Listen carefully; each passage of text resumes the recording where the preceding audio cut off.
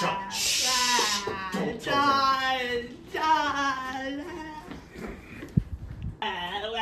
Don't tell John. Jonathan, he hit me.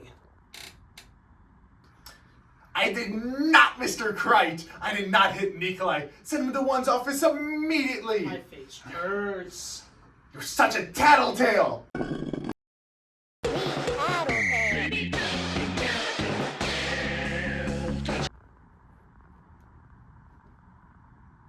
Is he dead? Hello, I'm Max Weber. You're watching Goofing Off, and this is Weber's Horror Corner. Today, I will be discussing a smaller indie horror game, Tattletail. Due entirely to the massive rise of horror YouTubers at the time, the game made waves back in 2017 or so, although being released in 2016.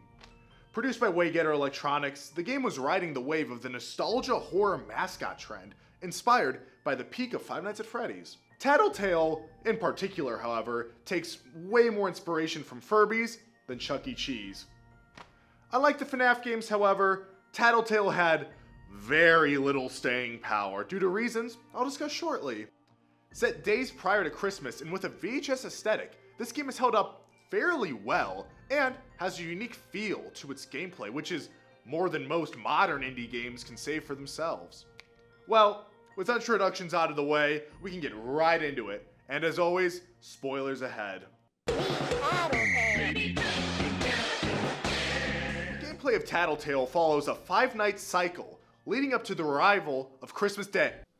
Wow, 5 nights? Daring today, aren't we? You said this game's creative?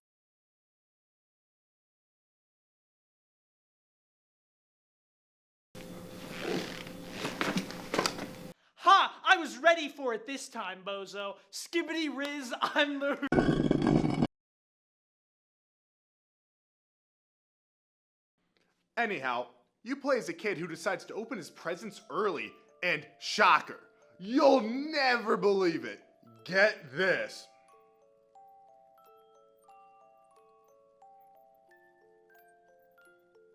It's a baby talking Tattletail. Greatest plot twist since...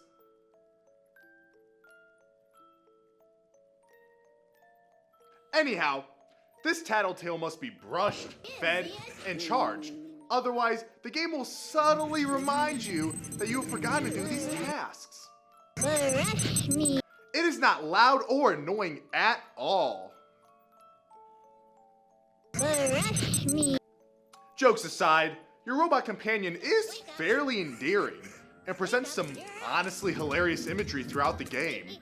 From night to night, you will do various activities with your friends, such as playing with a vase, playing hide and seek, and having a party.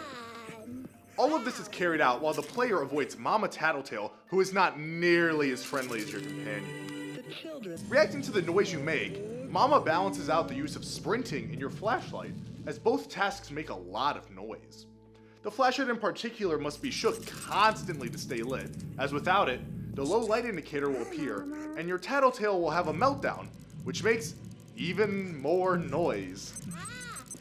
Throughout the nights, the player will also collect Easter eggs left by Tattletails, which contain a wonderful assortment of little gifts and treasures. Beating the game with all these collected will reward the player not with a jump scare, but rather your friend and a new golden flashlight. The one night of note that really gave me a hard time, however, was Christmas Eve, in which the player must move throughout the basement while searching for candles. To be able to not get jump scared, the player must make no noise at all, while in direct line of sight with Mama. Doing this makes an indication noise, which is good, but is also problematic, as she will sometimes teleport directly in front of you, and when stuck in a corner, the player can only wait for her to leave, which becomes boring rather than scary. Sometimes she won't even leave at all, which essentially soft locks your progress in the night. You have to purposely die to restart over and over, which gets old quickly. Also, when you die, the entire process restarts.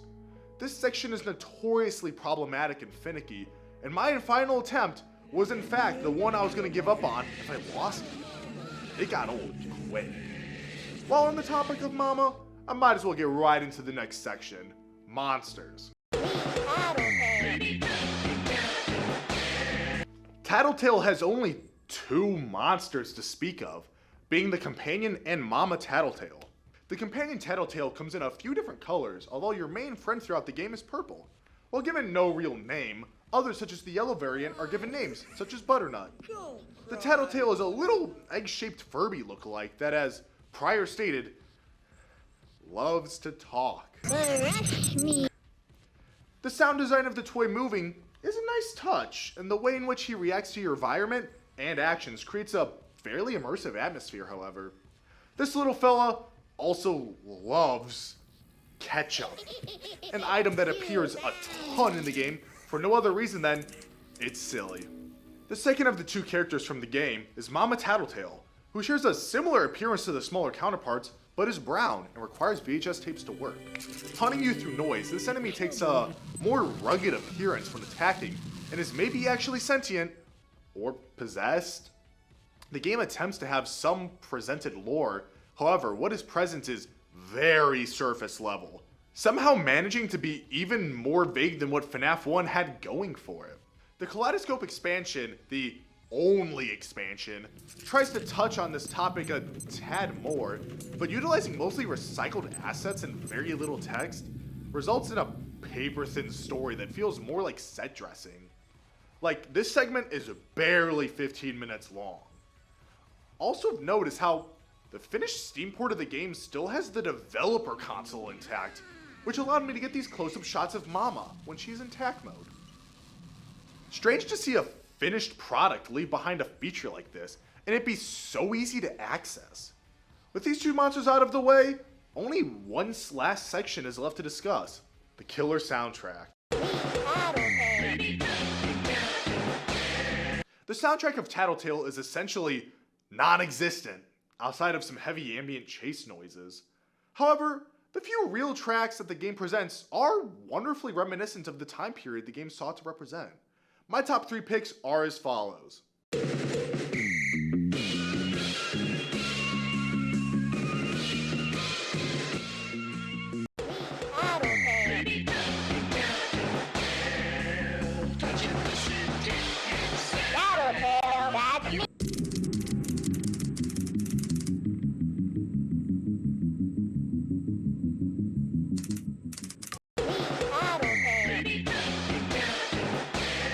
To conclude, Tattletail is a mostly fun, albeit very, very short horror game. But for only $5 and a playtime of 2 hours, I would still say I got some enjoyment out of this little indie game. A classic among the early FNAF era mascot horrors, the game has been mostly left to time, as in all honesty, the game is very basic, with not much to expand upon. Somehow, a Tattletail show has been pitched since the game's release. However, that was over 7 years ago, and the creator of the game has moved on to other, much more well-known projects, such as Neon White and Donut County. Wicked Electronics as a studio basically doesn't exist anymore. So yeah, Tattletail is kinda done. With the conclusion of the legacy of Tattletail, also comes the conclusion of this video. You've been watching Weber's Horror Corner, I'm Max Weber, and you're watching Goofing Off.